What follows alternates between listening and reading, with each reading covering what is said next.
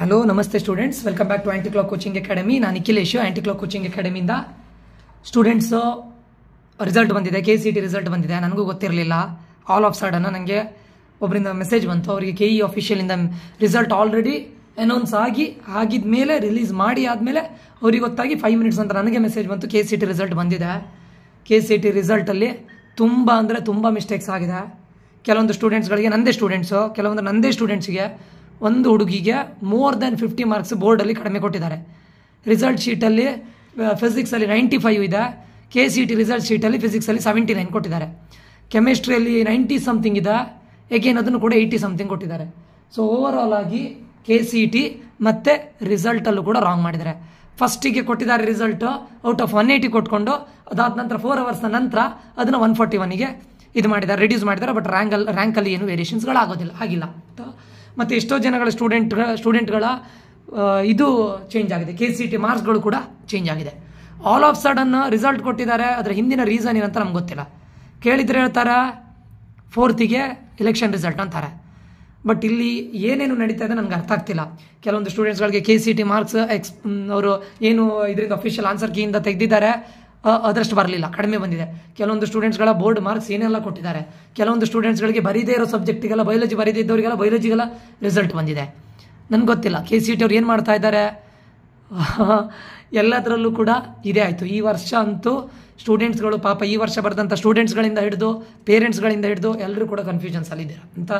ಮತ್ತು ರಿಸಲ್ಟ್ ಅನ್ನೋದು ಎಲ್ಲಿಂದ ಎಲ್ಲಿಗೂ ಹೊರಟೋಗಿದೆ. ಲಾಸ್ಟ್ ಇಯರ್ ರಿಸಲ್ಟನ್ನು ಇದೇ ಪರ್ಸೆಂಟೇಜ್ಗೆ ಕನ್ವರ್ಟ್ ನೋಡಿದರೆ ನೀವು ಬಿಲೋ 20,000 ಇದ್ದವರಿಗೆ, ಯಾರ್ಯಾರಿಗೆ ಲಾಸ್ಟ್ ಇಯರ್ ಬಿಲೋ 20,000 ಬರ್ತಾ ಇದ್ದಿತ್ತು ನೋಡಿ, ಅದೇ ರ್ಯಾಂಕು ಈ ಟೈಮ್ 35,000 ಮೇಲ್ಗಡೆ ಹೋಗಿದೆ. ಲಾಸ್ಟ್ ಟೈಮ್ ನಿಮ್ಮ ಪರ್ಸೆಂಟೇಜ್ಗೆ 30,000 ರ್ಯಾಂಕ್ ಬರ್ತಾ ಇರೋದು 60,000ಗೆ ಹೋಗಿದೆ. 1 to ಡಬಲ್ ಆಗಿಬಿಟ್ಟಿದೆ. 1,000 ರ್ಯಾಂಕ್ ಬರ್ತಾ ಇದ್ದವರಿಗೆ ಈ ಟೈಮ್ 2,000, 2,500 ಹೋಗಿದೆ. ತುಂಬ ವೇರಿಯೇಷನ್ಸ್ಗಳಾಗಿದೆ. ರಿಸಲ್ಟ್ಗಳು ಎಕ್ಸ್ಪೆಕ್ಟೆಡ್ ಆಗಿ ಯಾರಿಗೂ ಬರಲಿಲ್ಲ. Every one is disappointed. I don't know, few may be happy ಅಂದ್ಕೊಳ್ತೇನೆ, but most of them were disappointed. Okay, ಏನು ಮಾಡಿದ್ದಾರೆ ಅವ್ರ ಐಡಿಯಾ ಏನೂ ಗೊತ್ತಿಲ್ಲ. ಸಡನ್ನಾಗಿ ರಿಸಲ್ಟ್ ಕೊಟ್ಟಿದ್ದಾರೆ, ಸಡನ್ನಾಗಿ ಇದು ಮಾಡಿದ್ದಾರೆ. ಅಲ್ಲೂ ಕೂಡ ಮಿಸ್ಟೇಕ್ಸ್ಗಳು, ಎಲ್ಲದರಲ್ಲೂ ಮಿಸ್ಟೇಕ್ಸ್. ಓಕೆ, ಬಿಡಿ ಸ್ಟೂಡೆಂಟ್ಸು. ಈಗ ಆಲ್ರೆಡಿ ನಿಮಗೆ ರಿಸಲ್ಟ್ ಬಂದಿದೆ, ಇನ್ನು ಅದನ್ನು ಚೇಂಜಸ್ ಮಾಡಲಿಕ್ಕೆ ಆಗೋದಿಲ್ಲ. ಅದು ಅಫಿಷಿಯಲ್ ಆಗಿ ಆನ್ಸರ್ ಕೀ ಬಗ್ಗೆ ಇದ್ಕೊಳ್ಲಿಕ್ಕೆ ಹೇಳಿದರು. ಏನಾದರೂ ಇದು ಮಾಡಲಿಕ್ಕಿದ್ರೆ, ಅಂದ್ರೆ ಗ್ರೇಸ್ ಮಾರ್ಕ್ಸ್ ಬರಲಿಕ್ಕಿದ್ರೆ ಅಥವಾ ಮಾರ್ಕ್ಸ್ ಏನು ಮಿಸ್ಟೇಕ್ಸ್ ಆಗಿದ್ದರೆ ಅದನ್ನು ಹೇಳಿ ಅಂತ ಹೇಳಿದ್ರು ಆಬ್ಜೆಕ್ಷನಿಗೆ. ಬಟ್ ಆಬ್ಜೆಕ್ಷನ್ ಹಾಕಿದ್ದಾರೆ. ಆಬ್ಜೆಕ್ಷನ್ ಆದಮೇಲೆ ರಿಸಲ್ಟ್ ಆನ್ಸರ್ ಕೀಯನ್ನು ರಿಲೀಸ್ ಮಾಡಲಿಲ್ಲ, ಡೈರೆಕ್ಟಾಗಿ ರಿಸಲ್ಟನ್ನೇ ಕೊಟ್ಟಿದ್ದಾರೆ. ಅದು ಯಾವ ರೀತಿಯಲ್ಲಿ ಇದು ಮಾಡಿದ್ದಾರೆ ನನಗಂತೂ ಸೀರಿಯಸ್ಲಿ ಗೊತ್ತಿಲ್ಲ ಸ್ಟೂಡೆಂಟ್ಸ್. ಓಕೆ, ಸೊ ಎನಿವೇ ಏನು ಮಾಡಲಿಕ್ಕಿಲ್ಲ, ನಮ್ಗೆ ಇಲ್ಲಿ ಏನೂ ಮಾಡಲಿಕ್ಕಿಲ್ಲ. ನಾವು ಜಸ್ಟ್ ಹೇಳ್ಬೋದು, ಇದು ಮಾಡ್ಬೋದು ಅಷ್ಟೇ. ಓಕೆ, ಎಜುಕೇಷನ್ ಸಿಸ್ಟಮನ್ನು ಹಾಳು ಮಾಡಿದ್ದಾರೆ. ಎಲ್ರಿಗೂ ಇದ್ರ ಮೇಲೆ ನಂಬಿಕೆನೂ ಹೋಗಿದೆ. ಇಲ್ಲಿ ಸಫರ್ ಆಗ್ತಾ ಇರೋದು ಇಬ್ಬರೇ, ಒಂದು ಪೇರೆಂಟ್ಸ್, ಒಂದು ಸ್ಟೂಡೆಂಟ್ಸ್ ಅಷ್ಟೇ. ಮತ್ತು ಯಾರೂ ಸಫರ್ ಆಗ್ತಾ ಇಲ್ಲ. ಗೌರ್ಮೆಂಟ್ ಅವ್ರು ಸಫರ್ ಆಗ್ತಾ ಇಲ್ಲ, ಯಾವ ಟೀಚರ್ ಸಫರ್ ಆಗ್ತಾ ಇಲ್ಲ, ಯಾವ ಕೋಚಿಂಗ್ ಸೆಂಟರ್ ಸಫರ್ ಆಗ್ತಾ ಇಲ್ಲ, ಯಾರೂ ಸಫರ್ ಆಗ್ತಾ ಇಲ್ಲ. ಸಫರ್ ಆಗ್ತಾ ಇರೋರು ನೀವು ಮಾತ್ರ. ಓಕೆ, ಬಟ್ ಏನು ಮಾಡಲಿಕ್ಕಿಲ್ಲ. ಬಂದಿರೋ ರಿಸಲ್ಟನ್ನು ಆಕ್ಸೆಪ್ಟ್ ಮಾಡಿ CETಯಲ್ಲಿ ಕೌನ್ಸಿಲಿಂಗ್ಗೆ ಹೋಗಿ. ನೀವು ಮತ್ತೆ ಅದಕ್ಕೆ ಪ್ಯಾನಿಕ್ ಆಗಲಿಕ್ಕಿನ ಏನಿಲ್ಲ ಅಂತ ನನಗೆ ಗೊತ್ತಿದ್ದಿತ್ತು. ನಾನು ಫಸ್ಟ್ ಟೈಮ್ ನಾನು ಇದು ಮಾಡಿದಾಗ, ವಿಡಿಯೋ ಮಾಡಿದಾಗ, ಒಂದು ನೋಡಿದಾಗ ನಾನು KCET ರಿಸಲ್ಟ್, KCET ಮಾರ್ಕ್ಸನ್ನು ಪ್ರೆಡಿಕ್ಟ್ ಮಾಡಿದ್ದೆ. ಅದಾದ ನಂತರ ಯಾವಾಗ ನಿಮ್ಮದು ಇಂಪ್ರೂವ್ಮೆಂಟ್ ಎಕ್ಸಾಮ್ ಆಯಿತು ನೋಡಿ, ಅವತ್ತೇ ಗೊತ್ತಾಯಿತು ನನಗೆ ಇದು ಎಕ್ಸಾಮ್ ರಿಸಲ್ಟ್ 100% ಚೇಂಜ್ ಆಗುತ್ತಂತ, ಪಕ್ಕಾ ವರ್ಸ್ಟ್ ಕೇಸ್ ಹೋಗುತ್ತಂತ ಅವತ್ತೇ ಗೊತ್ತಾಗಿತ್ತು ನನಗೆ. ಯಾವಾಗ ನಿಮಗೆ ಸೆಕೆಂಡ್ ಎಕ್ಸಾಮ್ ರಿಸಲ್ಟ್ ಮತ್ತು ಇದು ಇಂಪ್ರೂವ್ಮೆಂಟ್ ಎಕ್ಸಾಮ್ ಕೊಟ್ಟಿದ್ರು ನೋಡಿ, ಅದಾದ ನಂತರ. ಬಟ್ ಸ್ಟೂಡೆಂಟ್ಸ್, ನನ್ನ ಪ್ರಕಾರ ಈ ಇಂಪ್ರೂವ್ಮೆಂಟ್ ಎಕ್ಸಾಮ್ ಇರ್ಬೋದು, ಇದೆಲ್ಲ ಒಳ್ಳೆ ಇದಲ್ಲ ಸ್ಟೂಡೆಂಟ್ಸ್. ಓಕೆ, ಬಿಡಿ. ಈಗ ಬಂದಿರೋ ರಿಸಲ್ಟ್ಗೆ ನಿಮ್ಮ ಹಾರ್ಡ್ ವರ್ಕನ್ನು ನೀವು ಕೊಟ್ಟಿದ್ದೀರಾ, ನೋಡೋಣ. ಬಂದಿರೋ ರಿಸಲ್ಟ್ಗೆ ಎಲ್ಲರೂ ಕಾಲೇಜನ್ನು ಇದು ಮಾಡಿ, ಕಾಲೇಜನ್ನು ಕೌನ್ಸಿಲಿಂಗಿಗೆ ಹೋಗಿ ಅದೆಲ್ಲದು ಮಾಡಿ. ಓಕೆ, ಫರ್ದರ್ ಪ್ರೊಸೆಸ್ ಏನು ಅಂತ ಮುಂದೆ ಹೇಳ್ತೇನೆ ನಾನು. ಅದಕ್ಕೂ ಮುಂಚೆ ಯಾರಿಗಾದ್ರೂ anti clock coaching academy KCET 2024, COMEDK 2024ಗೆ 1-to-1 ಪರ್ಸನಲ್ ಕೌನ್ಸಿಲಿಂಗ್ ಬೇಕಿದ್ರೆ ಏಕಲವ್ಯ 2024 ಅಂತಿದೆ. ಇದು 500 ರೂಪೀಸ್ನ ಪೇಯ್ಡ್ ಕೌನ್ಸಿಲಿಂಗ್ ಆಗಿರುತ್ತೆ. ಪೇಯ್ಡ್ ಕೌನ್ಸಿಲಿಂಗ್ ಅದು ರ್ಯಾಂಕ್ ವೈಸ್ ನಾಳೆಯಿಂದ ಕೌನ್ಸಿಲಿಂಗ್ ಸ್ಟಾರ್ಟ್ ಆಗುತ್ತೆ. ಆಲ್ರೆಡಿ ಕೆಲವೊಂದು ಕಾಮಿಡಿಕೆ ಸ್ಟೂಡೆಂಟ್ಸ್ಗಳಿಗೆ ಆಗಿದೆ. ಮತ್ತು ನಾಳೆಯಿಂದ KCET ಮತ್ತು ಕಾಮಿಡಿಕೆ ಅವರಿಗೆ ಈಗ ಅವರ ರ್ಯಾಂಕಿನ ಬೇಸಿಸ್ ಮೇಲೆ ಲಿಸ್ಟ್ ಬರಲಿಕ್ಕೂ ಮುಂಚೆ ನಿಮಗೆ complete 1-to-1 personal guidance based on your ranking ಕೊಡ್ತಾ ಹೋಗ್ತೇನೆ. ನಿಮ್ಮ ರ್ಯಾಂಕಿಂಗ್, ನಿಮ್ಮ ಕ್ಯಾಟಗರಿ, ಅದೆಲ್ಲದನ್ನು ನೋಡಿ, ಪ್ರಿಫರ್ಡ್ ಬ್ರಾಂಚನ್ನು ನೋಡಿ ನಾವು ಕಾಮಿಡಿಕೆ ಮತ್ತು KCET ಎರಡಕ್ಕೂ ಕೂಡ ಸೇರಿಸಿ 500 ರೂಪೀಸಿಂದ ಏಕಲವ್ಯ 2024 ಅಂತ ಒಂದು ಬ್ಯಾಚನ್ನು ಮಾಡ್ತಾ ಇದ್ದೇನೆ. ಸೊ ನಿನ್ನೆ ನನಗೆ ತುಂಬ ಕಾಲ್ಸ್ಗಳು ಬಂದಿತ್ತು. ಸೊ ಕೆಲವೊಂದಿಷ್ಟು ಕಾಲ್ಸ್ಗಳಿಗೆ ನನಗೆ ಆನ್ಸರ್ ಮಾಡಲಿಕ್ಕೆ ಆಗಲಿಲ್ಲ. ಸೊ ಏನಾದರೂ ಡೌಟ್ಸ್ಗಳಿದ್ರೆ ಮೆಸೇಜ್ ಹಾಕಿ ಅಥವಾ ಕಾಲ್ ಮಾಡಿ. ತುಂಬ ಕಾಲ್ಸ್ಗಳು ಬಂದಿತ್ತು ನನಗೆ, 500+ ಕಾಲ್ಸ್ಗಳು ಬೇರೆ ಬೇರೆ ಕಡೆಯಿಂದ ಬಂದಿತ್ತು. So I wasn't able to attend all. But still ಇನ್ನು ಮುಂದೆ ನಿಮಗೆ ಪರ್ಸನಲ್ ಗೈಡೆನ್ಸನ್ನು ಕೊಡ್ತಾನೆ. ಯಾರಿಗಾದ್ರೂ ಪರ್ಸನಲ್ ಗೈಡೆನ್ಸ್ ಬೇಕಿದೆ ದಯವಿಟ್ಟು ಈ ನಂಬರ್ಗೆ ಮೆಸೇಜ್ ಹಾಕಿ. 500 rupees ಫೀಸ್ ಆಗಿರುತ್ತೆ. ಜಾಯ್ನ್ ಆಗೋರು ಆದಷ್ಟು ಬೇಗ ಜಾಯ್ನ್ ಆಗಿ, ಮತ್ತು ಲೇಟ್ವರೆಗೂ ಇದಾಗಬೇಡಿ, ಕಾದು ಕೂತ್ಕೊಳ್ಬೇಡಿ ಆಯಿತಾ. ಮತ್ತೊಂದು ಸ್ಟೂಡೆಂಟ್ಸ್ 3,75,000 ಸ್ಟೂಡೆಂಟ್ಸ್ ಬರೆದಿದ್ದಾರೆ ಅರೌಂಡ್, ನಾಟ್ ಎಕ್ಸಾಕ್ಟ್. ಅದರಲ್ಲಿ ನೀವು ನಿಮ್ಮ ಬಂದಿರೋ ರ್ಯಾಂಕ್ ಬೆಸ್ಟೇ student, okay, the best. 3,75,000 for the first time in the history of KCET. ಇಷ್ಟು ಜನ ಸ್ಟೂಡೆಂಟ್ ಬರೆದಿದ್ದು for the first time in the history of KCET. ಇಷ್ಟೆಲ್ಲ ಬ್ಲಂಡರ್ಸ್ಗಳಾಗಿದ್ದು for the first time, okay. ನಾವು ಯಾರನ್ನು ಬ್ಲೇಮ್ ಮಾಡಲಿಕ್ಕಿಲ್ಲ. ಈಗ ವಾಟ್ ಈಸ್ ದ ಪ್ರಾಸೆಸ್ ಅದೆಲ್ಲ ಬಿಟ್ಟಾಕಿ students. ಇವಾಗ ಯಾರಿಗಾದ್ರೂ ಜಾಯ್ನ್ ಆಗಬೇಕು ಅಂತಿದ್ರೆ ಜಾಯ್ನ್ ಆಗಿ. ನಿಮಗೆ ಮುಂದೆ ಬರೋ ಪ್ರಾಸೆಸ್ಗಳನ್ನು ನಾವು ಅಪ್ಡೇಟ್ ಮಾಡ್ತೇವೆ ಗ್ರೂಪಲ್ಲಿ. ನೀವು ಏನು ಮಾಡಬೇಕು, ಮುಂದೆ ಡಾಕ್ಯುಮೆಂಟ್ಸ್ ಅಪ್ಲೋಡ್ ಮಾಡಲೇಬೇಕಾ, ಫಸ್ಟ್ ರೌಂಡ್ ಕೌನ್ಸಲಿಂಗ್ ಮಾಡಬೇಕಾ, ಈಗ ನಿಮಗೆ ಇದು ವೆರಿಫಿಕೇಶನ್ ಆದಮೇಲೆ, ನಿಮ್ಮ ಡಾಕ್ಯುಮೆಂಟ್ಸ್ ವೆರಿಫಿಕೇಶನ್ ಆದಮೇಲೆ ವೆರಿಫಿಕೇಶನ್ ಸ್ಲಿಪ್ ಕೊಡ್ತಾರೆ, ಏನು ಮಾಡಬೇಕು ಪ್ರತಿಯೊಂದು ಗೈಡೆನ್ಸ್ ನಾವೇ ಕೊಡ್ತೇವೆ. It's a personal guidance. ನಾಳೆಯಿಂದ ಆರಂಭವಾಗುತ್ತೆ. ಜಾಯ್ನ್ ಆಗೋರು ಆದಷ್ಟು ಬೇಗ ಜಾಯ್ನ್ ಆಗಿ. For both COMEDK and KCET just for 500 rupees, okay. ಮತ್ತೊಂದು, ಯಾರಿಗೂ ಇಲ್ಲಿ ಫೋರ್ಸ್ ಇಲ್ಲ, ಇಂಟ್ರೆಸ್ಟ್ ಇದ್ದರೆ ಮಾತ್ರ ಜಾಯ್ನ್ ಆಗಿ, ಇದಿಲ್ಲ ಆಯಿತಾ. ನಿಮಗೆ ಫೈನಲ್ ಲಿಸ್ಟ್ ಇದಾಗೋದ್ರೊಳಗಡೆ, ಆಪ್ಷನ್ ಎಂಟ್ರಿ ಮಾಡೋದ್ರೊಳಗಡೆ ನಿಮ್ಮ ಕೈಯಲ್ಲಿ ಲಿಸ್ಟ್ ಇರುತ್ತೆ. ಯಾರು ಗಡ್ಬಿಡಿ ಮಾಡಲಿಕ್ಕಿಲ್ಲ. ನಿಮ್ಮ ಕ್ಯಾಟಗರಿನ ನೋಡಿ, ನಿಮ್ಮ ರ್ಯಾಂಕನ್ನು ನೋಡಿ, ನಾನು ಎಲ್ಲದನ್ನು ರಿಸರ್ಚ್ ಮಾಡಿ ಮಾಡಬೇಕು ಸ್ಟೂಡೆಂಟ್. ಸುಮ್ಮನೆ ನಾನು ನಿಮಗೆ ಬ್ಲೈಂಡ್ ಆಗಿ ರ್ಯಾಂಡಮ್ ಆಗಿ ಯಾವುದೋ ಕಾಲೇಜನ್ನು ಕೊಟ್ಟು ಮಾಡಲಿಕ್ಕೆ ಆಗೋದಿಲ್ಲ. ಅದಕ್ಕೋಸ್ಕರ I need some time. So ಸ್ವಲ್ಪ ನಾನು ಇದು ಮಾಡೋದು ಲೇಟ್ ಆಗ್ಬೋದು, ಬಟ್ ನಿಮ್ಮ ಆಪ್ಷನ್ ಎಂಟ್ರಿ ಮಾಡಲಿಕ್ಕೆ ಮುಂಚೆ ನಿಮ್ಗೆ ಎಲ್ಲದೂ ರೆಡಿಯಾಗಿರುತ್ತೆ, ಓಕೆ. ಈಗ ಮೆನಿ ಸ್ಟೂಡೆಂಟ್ಸ್ ಜಾಯ್ನ್ ಆಗಿದ್ದಾರೆ, ಕೆಲವರಿಗೆ ಒಂದಿಷ್ಟು ಕೌನ್ಸಿಲಿಂಗ್ ಆಗಿದೆ ಕೂಡ. ಈಗ ಮುಂದಿನ ಪ್ರಾಸೆಸ್ ಏನು ಅಂತ ಹೇಳ್ತಾ ಇದ್ದೇನೆ. ನೆಕ್ಸ್ಟ್ ನೋಡಿ, ಇವಾಗ ಏನೂ ಇಲ್ಲ. ನೆಕ್ಸ್ಟ್ ಈಗ ಡಾಕ್ಯುಮೆಂಟ್ ವೆರಿಫೈ ಆದ ನಂತರ, ಕರೆಕ್ಟ್ ನೋಡಿ, ಡಾಕ್ಯುಮೆಂಟ್ ವೆರಿಫಿಕೇಶನ್ ಆದ ನಂತರ, ಈಗ ಡಾಕ್ಯುಮೆಂಟ್ ಅಪ್ಲೋಡ್ ಮಾಡಿದ್ದೀರಲ್ಲ, ಏನೇನು ಡಾಕ್ಯುಮೆಂಟ್ ಅಪ್ಲೋಡ್ ಮಾಡಿದ್ದೀರಾ ಆ ಡಾಕ್ಯುಮೆಂಟ್ ವೆರಿಫಿಕೇಶನ್ ಸ್ಲಿಪ್ ಅಂತ ಕೊಡ್ತಾರೆ. ಇದು ವೆರಿ ವೆರಿ ಇಂಪಾರ್ಟೆಂಟ್. ನೀವು ಡಾಕ್ಯುಮೆಂಟ್ ಎಲ್ಲ ವೆರಿಫಿಕೇಶನ್ ಆದಮೇಲೆ ನಿಮಗೆ ಡಾಕ್ಯುಮೆಂಟ್ ವೆರಿಫಿಕೇಶನ್ ಸ್ಲಿಪ್ ಅಂತ ಕೊಡ್ತಾರೆ. ಈ ಡಾಕ್ಯುಮೆಂಟ್ ವೆರಿಫಿಕೇಶನ್ ಸ್ಲಿಪ್ ಜೊತೆಗಡೆ ನಿಮಗೆ ಡಾಕ್ಯುಮೆಂಟ್ ವೆರಿಫಿಕೇಶನ್ ಸ್ಲಿಪ್ನ ಜೊತೆ ಒಂದು ಪಾಸ್ವರ್ಡ್ ಇರುತ್ತೆ ಸ್ಟೂಡೆಂಟ್ಸ್. ಇದು ವೆರಿ ವೆರಿ ಇಂಪಾರ್ಟೆಂಟು. ನೀವು ನೆಕ್ಸ್ಟ್ ನಿಮಗೆ ಆಪ್ಷನ್ ಎಂಟ್ರಿ ಅಥವಾ ಚಾಯ್ಸ್ ಫಿಲ್ಲಿಂಗ್ ಅಂತ ಕರೀತಾರೆ ನೋಡಿ, ಆಪ್ಷನ್ ಎಂಟ್ರಿ ಅಂತ ಕರೀತಾರೆ. KCET ಅಲ್ಲಿ ಆಪ್ಷನ್ ಎಂಟ್ರಿ ಅಂತ ಕರೀತಾರೆ, ಅಥವಾ ಅದನ್ನು ಚಾಯ್ಸ್ ಫಿಲ್ಲಿಂಗ್ ಅಂತ ಕಾಮಿಡಿಕಲ್ಲಿ ಕರೀತಾರೆ. Both are same. Choice filling ಅಂದರೆ ಮೀನಿಂಗ್ ಏನಂತ ಕೇಳಿದರೆ, ನೀವು ನಿಮಗೆ ಬೇಕಾಗಿರೋ ಕಾಲೇಜನ್ನು ಆರ್ಡ್ರಲ್ಲಿ ನೀವು ಹಾಕ್ತಾ ಬರಬೇಕು. RVCಯಲ್ಲಿ ನನಗೆ ಇದು ಬೇಕು, RVCಯಲ್ಲಿ CS ಬೇಕು, IS ಬೇಕು, AML ಬೇಕು, ಏನೋ ಸಮಥಿಂಗ್ ಏನು ಬರೀತಿರಲ್ಲ, ಇದನ್ನು ಚಾಯ್ಸ್ ಫಿಲ್ಲಿಂಗ್ ಅಂತ ಕರೀತಾರೆ.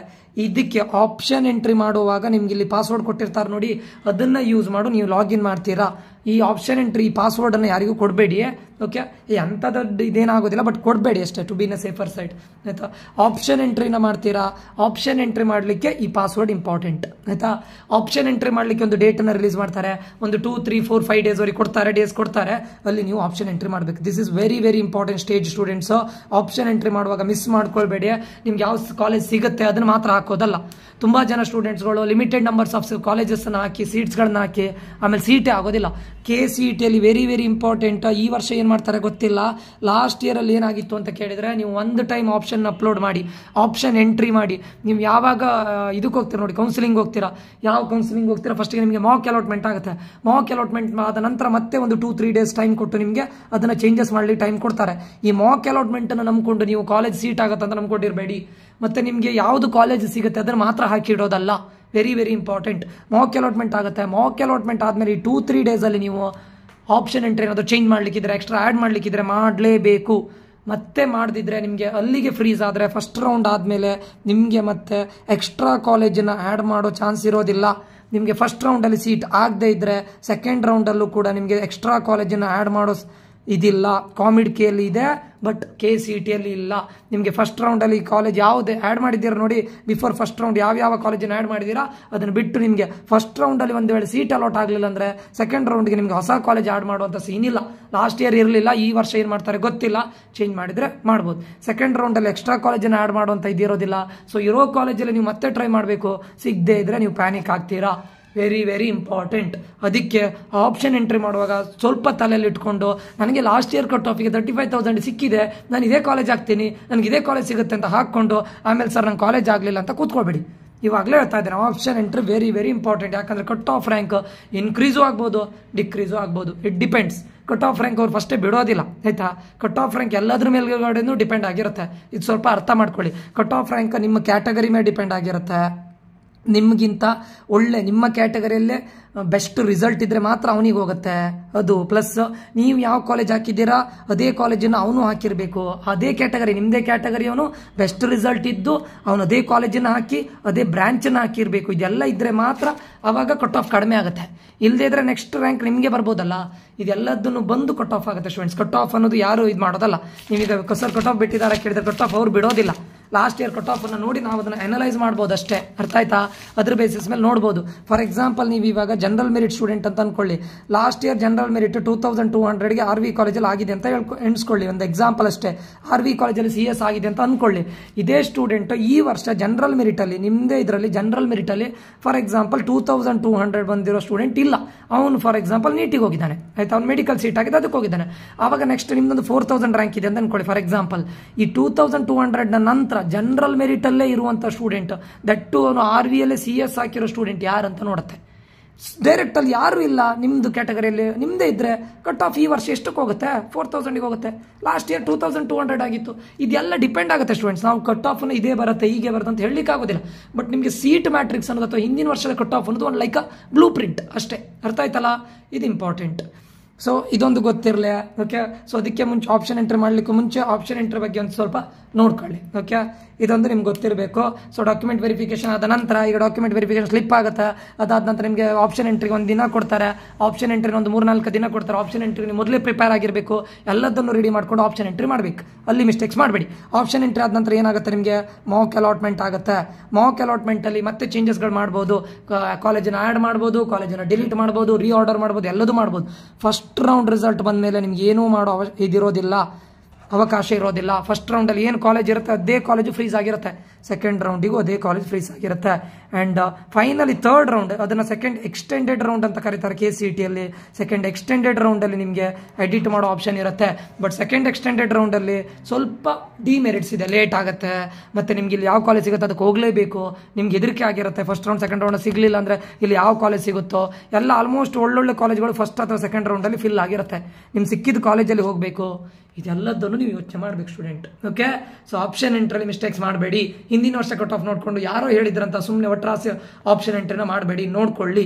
ಓಕೆ, ಇದು ಮತ್ತೆ ಯಾರೋ ಒಬ್ಬ ಯೂಟ್ಯೂಬರು 10,000 ಬಿಲೋ, ನನ್ನ ಇನ್ಕ್ಲೂಡಿಂಗ್ ಮೀ ನಾನು ಹೇಳ್ತಾ ಇರೋದು. ಓಕೆ, ನಾಲೆಜ್ ಇಲ್ಲದೆ ಸುಮ್ಮನೆ 10,000 ಬಿಲೋ ಈ ಕಾಲೇಜ್ಗಳು ಬರುತ್ತೆ ಇದನ್ನು ಹಾಕಿ ಅಂತ ಹೇಳಿದೆ ಅದನ್ನು ಮಾತ್ರ ಹಾಕಿ ಇಡೋದಲ್ಲ. ಕರೆಕ್ಟ್ ಅರ್ಥ ಮಾಡ್ಕೊಳ್ಳಿ. ಈ time cut off rank 100% increase ಆಗುತ್ತೆ as per my knowledge. Cut off rank increase ಆಗೇ ಆಗಬೇಕು.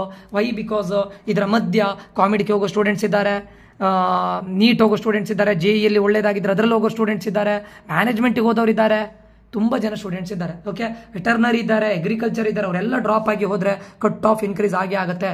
ಟಾಪ್ 10 ಕಾಲೇಜಲ್ಲಿ ಕಟ್ ಆಫ್ಗಳು ಜಾಸ್ತಿ ವೇರಿಯೇಷನ್ಗಳು ಆಗೋದಿಲ್ಲ. ಕರೆಕ್ಟ್ ಕೇಳಿ, ಲಾಸ್ಟ್ ಇಯರ್ನ ಕಟ್ ಆಫ್ಗಳು ಟಾಪ್ 10ನಲ್ಲಿ ನೋ ಮಚ್ ವೇರಿಯೇಷನ್, ಬಿಗ್ ವೇರಿಯೇಷನ್ಸ್ಗಳು ಆಗೋದಿಲ್ಲ. No big variation in top 10 college. Top 10 20 ಹೊರಗಡೆ ಒಂದು 1 to 2K ವೇರಿಯೇಷನ್ಸ್ಗಳಾಗುತ್ತೆ. 100% 1K to 2K ವೇರಿಯೇಷನ್ಸ್ಗಳು ಪಕ್ಕ ಆಗುತ್ತೆ. ಟಾಪ್ 20 30 ನಂತರ there might be a big variations, like ಒಂದು ಟಾಪ್ 30 ನಂತರ 5K to 10K ವರೆಗೂ ವೇರಿಯೇಷನ್ಸ್ ಆಗೋ ಚಾನ್ಸಸ್ ಇದೆ. ಕರೆಕ್ಟ್ ಅರ್ಥ ಮಾಡ್ಕೊಳ್ಳಿ ಕಟ್ ಆಫ್ ರ್ಯಾಂಕ್. ಸೊ ನೀವು ಡೆಸ್ಪರೇಟ್ ಆಗ್ಲಿಕ್ಕೆ ಏನೂ ಇಲ್ಲ. ನಿಮ್ಮ ಮಾರ್ಕಿಗೆ ನಿಮ್ಮ ರ್ಯಾಂಕಿಗೆ ಒಳ್ಳೆ ಕಾಲೇಜ್ ಸಿಗುತ್ತೆ, ವೆಯ್ಟ್ ಮಾಡಿ, ಆಯ್ತಾ. ಮತ್ತೆ ಮ್ಯಾನೇಜ್ಮೆಂಟ್ ಹೋಗಬೇಕು ಅಂತಿದ್ರೆ ನಂಗೆ ಟಾಪ್ 10 ಬೇಕು, ಟಾಪ್ 5 ಬೇಕು, ನನ್ನ ರ್ಯಾಂಕಿಗೆ ಸಿಗೋದಿಲ್ಲ ಅಂತಿದ್ರೆ ಹೋಗೋರು ಹೋಗ್ಬೋದು. ಓಕೆ, ಅದು ನಿಮ್ಗೆ ಬಿಟ್ಟಿದ್ದು. ಯಾರ್ಯಾರು ಕಾಮಿಡಿಕೆಯಲ್ಲಿ ಒಳ್ಳೆ ರ್ಯಾಂಕ್ ಬಂದಿದೆ, CETಗಿಂತ ಕಾಮಿಡಿಕೆಯಲ್ಲಿ ನನಗೆ ಒಳ್ಳೆ ಕಾಲೇಜ್ ಸಿಗುತ್ತೆ ಅಂತಿದ್ರೆ ಕಾಮಿಡಿಕೆಗೆ ಹೋಗ್ಬೋದು. ಕಾಮಿಡಿಕೆ ಹೊರದ್ದು ಮ್ಯಾನೇಜ್ಮೆಂಟ್ಗಿಂತ ಕಾಮಿಡಿಕೆ ಹೋಗ್ಬೋದು. ಬೆಟರ್ ಕಾಲೇಜ್ ಸಿಕ್ಕಿದ್ರೆ ಮಾತ್ರ, ಬೆಟರ್ ದೆನ್ CET ಸಿಕ್ಕಿದ್ರೆ ಹೋಗ್ಬೋದು. ಓಕೆ, ಇದೆಲ್ಲ ನೆನ್ಪಿಟ್ಕೊಳ್ಳಿ. ಸಾರಿ ಸ್ಟೂಡೆಂಟ್ಸು, ಇದೆಲ್ಲ ನೆನ್ಪಿಟ್ಕೊಳ್ಳಿ. ಮತ್ತೊಂದು ನೆನ್ಪಿಟ್ಕೊಳ್ಳಿ, ನಿಮ್ಮ ನೆಕ್ಸ್ಟ್ ಪ್ರಾಸೆಸ್ ಏನೂ ಇಲ್ಲ. ಇವಾಗ ಆಯ್ತಲ್ಲ, ಡಾಕ್ಯುಮೆಂಟ್ ವೆರಿಫಿಕೇಶನ್ ಆಗುತ್ತೆ, ಡಾಕ್ಯುಮೆಂಟ್ ವೆರಿಫಿಕೇಶನ್ ಸ್ಲಿಪ್ ಬರುತ್ತೆ, ಆಯ್ತಾ. ಸ್ಲಿಪ್ ಬಂದ್ರ ಮೇಲೆ ಏನಾಗುತ್ತೆ ನಿಮಗೆ ಆಪ್ಷನ್ ಎಂಟ್ರಿ ಮಾಡ್ತೀರಾ. ಆಪ್ಷನ್ ಎಂಟ್ರಿಗೆ ಈ ಸ್ಲಿಪ್ಪಲ್ಲಿ ಬರುವಂಥ ಇದನ್ನ ಹಾಕಿ ಆಪ್ಷನ್ ಎಂಟ್ರಿ ಮಾಡಬೇಕು. ಮಾಕ್ ಅಲಾಟ್ಮೆಂಟ್ ಆಯ್ತಾ, ಚೇಂಜಸ್ಗಳನ್ನು ಮಾಡ್ಬೋದು. ಮಾಕ್ ಅಲಾಟ್ಮೆಂಟ್ ಆದಮೇಲೆ ಯಾವುದು? ಫಸ್ಟ್ ರೌಂಡ್, ಆಮೇಲೆ ಸೆಕೆಂಡ್ ರೌಂಡ್, ಆಮೇಲೆ second extended round. Okay, so ಇದೆಲ್ಲ ಪ್ರೊಸೀಜರ್ಗಳು ನಡೀತದೆ. ಈ second extended round, first round ಇದೆಲ್ಲ ಯಾವಾಗ ನಡೀತದೆ? KEಯಿಂದ ಏನು ಇದು ಬರುತ್ತೆ, ಏನಾದರೂ ನೋಟಿಫಿಕೇಶನ್ ಬಂದ್ರೆ ಅದೆಲ್ಲದನ್ನು ಕೂಡ ನಮ್ಮ ಏಕಲವ್ಯ ಗ್ರೂಪಲ್ಲಿ ನಾನು ಅಪ್ಲೋಡ್ ಮಾಡ್ತಾ ಇರ್ತಾನೆ, ಅಪ್ಡೇಟ್ ಮಾಡ್ತಾ ಇರ್ತಾನೆ. ನಿಮ್ಗೆ ಎಲ್ಲದೂ ಬರುತ್ತೆ ನೀವು ಒನ್ ಪರ್ಸನಲ್ ಗೈಡೆನ್ಸ್ ತಗೊಂಡ್ರೆ. ಸೊ ದಯವಿಟ್ಟು ಆಪ್ಷನ್ ಎಂಟ್ರಿ ಮಾಡುವಾಗ ನೋಡ್ಕೊಳ್ಳಿ ಸ್ಟೂಡೆಂಟ್ಸ್, ಆಯ್ತಾ. ಮುಂದಿನ ಪ್ರೊಸೀಜರ್ಸ್ ಏನು ಅಂತ ಎಲ್ರಿಗೂ ಕೂಡ ನಮ್ಮ ಏಕಲವ್ಯ ಗ್ರೂಪಲ್ಲಿ ನಾನು ಇದು ಮಾಡ್ತಾ ಇರ್ತಾನೆ. ಓಕೆ, ಸೊ ಯಾರು ಕೂಡ ಹೋಪನ್ನು ಕಳ್ಕೊಳ್ಬೇಡಿ. ನಿಮ್ಗಿರೋ ರ್ಯಾಂಕಲ್ಲಿ ನಿಮ್ಮ ಕ್ಯಾಟಗರಿಯಲ್ಲಿ ಕಾಲೇಜ್ಗಳು ಸಿಗುತ್ತೆ. ಮತ್ತು ಯಾರು ಹೇಳಿದ್ದನ್ನು ಸುಮ್ಮನೆ ತಗೊಂಡು ಎಲ್ಲರೂ ಹೇಳೋದನ್ನು ಮೈಂಡಿಗೆ ಹಾಕ್ಕೊಳ್ಬೇಡಿ. ಓಕೆ, ಎಲ್ಲರೂ ಹೇಳಿದ್ದನ್ನು ಮೈಂಡಿಗೆ ಹಾಕೊಂಡು ನೀವು 30,000 ರ್ಯಾಂಕ್ ಬಂದವರೆಲ್ಲ ಮ್ಯಾನೇಜ್ಮೆಂಟ್ ಸೀಟಿಗೆ ಹೋಗ್ತೀನಿ ಅಂತ ಕೂತ್ಕೊಂಡ್ರೆ ಹೀಗೆ ಅಲ್ಲ. ಯಾರೋ ಹೇಳ್ತಾರೆ ಸೀಟ್ ಸಿಗೋದಿಲ್ಲ, ನೀನು ಬೇಗ ಮ್ಯಾನೇಜ್ಮೆಂಟಿಗೆ ಹೋಗು, 3,75,000 ಜನ ಬರೆದಿದ್ದಾರೆ, ಆಯ್ತಾ. ಸೊ ನೀವು ಅದನ್ನೆಲ್ಲ ತಲೆಗೆ ಇಟ್ಕೊಂಡು ಹೋಗ್ಬೇಡಿ. ಓಕೆ, ಸೊ ಆದಷ್ಟು ಕಾಲೇಜ್ಗಳನ್ನು ಎಂಟ್ರಿಯಲ್ಲಿ ಹಾಕಿ. ಮುಂದೆ ಈ ರೌಂಡ್ಸ್ಗಳು ಹೇಗೆ ನಡೀತದೆ, ಈ ರೌಂಡ್ಸ್ 1, ರೌಂಡ್ 2, ರೌಂಡ್ 3 ಏನಿದೆಯಲ್ಲ, ನಾವು ಕಾಮಿಡಿಗೆ ಹೇಗೆ ಮಾಡಿದ್ದೇನಲ್ಲ ಅದೇ ಥರ KCETಗೂ ಮಾಡ್ತೇನೆ. ರೌಂಡ್ 1 ಏನಾಗುತ್ತೆ, ರೌಂಡ್ 2 ಏನಾಗುತ್ತೆ, ರೌಂಡ್ 3 ಏನಾಗುತ್ತೆ, ನೀವು ಕಾಲೇಜ್ ಫೀಸ್ ಕಟ್ಟಲೇಬೇಕಾ, ಆಮೇಲೆ ರಿಫಂಡ್ ಇಲ್ವಾ, ಅದೆಲ್ಲದ್ರ ಬಗ್ಗೆ ನಾನು ಮಾತಾಡ್ತೇನೆ. ಓಕೆ, ಮತ್ತೊಂದು ನೆನ್ಪಿಟ್ಕೊಳ್ಳಿ, ಈ ಟೈಮು ಎಲ್ಲ ಸಿನಾರಿಯೋ ಡಿಫ್ರೆಂಟ್. ನಿಮ್ಗೇನು KCET ರ್ಯಾಂಕ್ ಬಂತಲ್ಲ completely different last year compare ಮಾಡಿದರೆ. ಕಾಲೇಜ್ ಕಟ್ ಆಫ್ 100% ಡಿಫರ್ ಆಗುತ್ತೆ. ಥರ್ಡ್ ಒನ್, ಇಷ್ಟು ಟೈಮು ಕಾಮಿಡಿಗೆ ಜಾಸ್ತಿ ಕರ್ನಾಟಕ ಜನ ಸ್ಟೂಡೆಂಟ್ಸ್ಗಳು ಪಾರ್ಟಿಸಿಪೇಟ್ ಮಾಡ್ತಾ ಇರಲಿಲ್ಲ. ಈ ಟೈಮ್ ತುಂಬ ಸ್ಟೂಡೆಂಟ್ಸ್ಗಳು ಪಾರ್ಟಿಸಿಪೇಟ್ ಮಾಡ್ತಾ ಇದ್ದಾರೆ. ಸೊ ಇದೆಲ್ಲದು ಕೂಡ ಮ್ಯಾಟ್ರ್ ಆಗುತ್ತೆ. ನಿಮ್ಮ ಕಾಸ್ಟ್ ಮ್ಯಾಟ್ರ್ ಆಗುತ್ತೆ, ನಿಮ್ಮ ಕ್ಯಾಟಗರಿ ಮ್ಯಾಟ್ರ್ ಆಗುತ್ತೆ, ನಿಮ್ಮ ರ್ಯಾಂಕ್ ಮ್ಯಾಟ್ರ್ ಆಗುತ್ತೆ, ನಿಮ್ಮ ರೂರಲ್ ಸರ್ಟಿಫಿಕೇಟ್ ಇದ್ದರೆ ಅದು ಮ್ಯಾಟ್ರ್ ಆಗುತ್ತೆ, ಕನ್ನಡ ಮೀಡಿಯಂ ಮ್ಯಾಟ್ರ್ ಆಗುತ್ತೆ, ಎಲ್ಲದೂ ಮ್ಯಾಟ್ರ್ ಆಗುತ್ತೆ students. So don't lose hope, ಆಯಿತಾ. ಸೊ ಅದಕ್ಕೋಸ್ಕರ ನಾನು ಹೇಳ್ತಾ ಇದ್ದೇನೆ, ಸ್ವಲ್ಪ ಇದು ಮಾಡ್ಕೊಳ್ಳಿ. ಏನು ಹೇಳ್ತಾರೆ, ನೀವು ಟೆನ್ಷನ್ ಏನು ತಗೊಳ್ಳಿಕ್ಕೆ ಏನಿಲ್ಲ. ಸೊ ಆರಾಮ್ಸೆ ಇದ್ದು ನೀವು ಆರಾಮಾಗಿರಿ ಅಷ್ಟೇ, ಆಯಿತಾ. ಸೊ ಆರಾಮಾಗಿದ್ದು ನಿಮ್ಗೇನು ರ್ಯಾಂಕ್ ಬಂದಿದೆ ಅದರಲ್ಲೇ ನೀವು ಆದಷ್ಟು ಇದು ಮಾಡಲಿ ಟ್ರೈ ಮಾಡಿ ಸ್ಟೂಡೆಂಟ್ಸ್. 1 ಸೆಕೆಂಡು,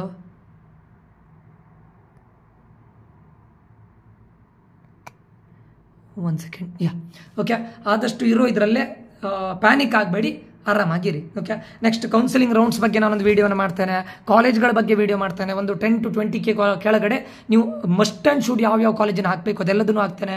20 to 50K ಒಳಗಡೆ ಯಾವ್ಯಾವ ಕಾಲೇಜಿನ ಹಾಕಬೇಕು, 50 to 1 lakh ಎಷ್ಟು ಯಾವ್ಯಾವ ಕಾಲೇಜಿನ ಹಾಕಬೇಕು, 1 lakh ಎಬೋ ಎಷ್ಟು ಯಾವ ಕಾಲೇಜಿನ ಹಾಕಬೇಕು, ಅದೆಲ್ಲ ಲಿಸ್ಟನ್ನು ಮುಂದಿನ ವೀಡಿಯೋದಲ್ಲಿ ಹಾಕ್ತೇನೆ, ಆಯಿತಾ. ಓಕೆ ಸ್ಟೂಡೆಂಟ್ಸು, ಈ ಯಾರಿಗಾದರೂ ಈ ಏಕಲವ್ಯ 1-on-1 ಕೌನ್ಸಿಲಿಂಗ್ಗೆ ಜಾಯ್ನ್ ಆಗಬೇಕು ಅಂತಿದ್ರೆ ನಿಮಗೆ ಕಾಲೇಜಿಂದ ಹಿಡಿದು round 1, round 2, round 3 till you get a best deserved engineering college ಸಿಗೋವರೆಗೂ ನಾವು ಹೆಲ್ಪ್ ಮಾಡ್ತೇವೆ. ಸೊ ಯಾರಿಗಾದರೂ ಜಾಯ್ನ್ ಆಗಬೇಕು ಅಂತಿದ್ರೆ ಏಕಲವ್ಯ ಈ ನಂಬರ್ಗೆ ಮೆಸೇಜ್ ಹಾಕಿ, ನಾನು ಖಂಡಿತ ರಿಪ್ಲೈ ಮಾಡ್ತೇನೆ. ಓಕೆ ಸ್ಟೂಡೆಂಟ್ಸ್, ಯಾರು ಕೂಡ ಪ್ಯಾನಿಕ್ ಆಗಬೇಡಿ. ರಿಸಲ್ಟಿಂದ ತುಂಬ ವೇರಿಯೇಷನ್ಸ್ಗಳು ಆಗಿದೆ, ಅದ್ರ ಬಗ್ಗೆ ಟೆನ್ಷನ್ ತಗೊಳ್ಬೇಡಿ. ಓಕೆ, ಮತ್ತೆ ಹೇಳ್ತೇನೆ, ನಾನು ಏನಾದರೂ ಹೇಳುವಾಗ ಏನಾದರೂ ಮಿಸ್ಟೇಕ್ಸ್ಗಳಾಗಿದ್ರೆ ಕ್ಷಮಿಸಿ ಅಂತ ಹೇಳ್ತಾ ಮತ್ತೆ ಮುಂದಿನ ವೀಡಿಯೋದಲ್ಲಿ ಮತ್ತೆ ಸಿಗ್ತೇನೆ ಸ್ಟೂಡೆಂಟ್ಸ್.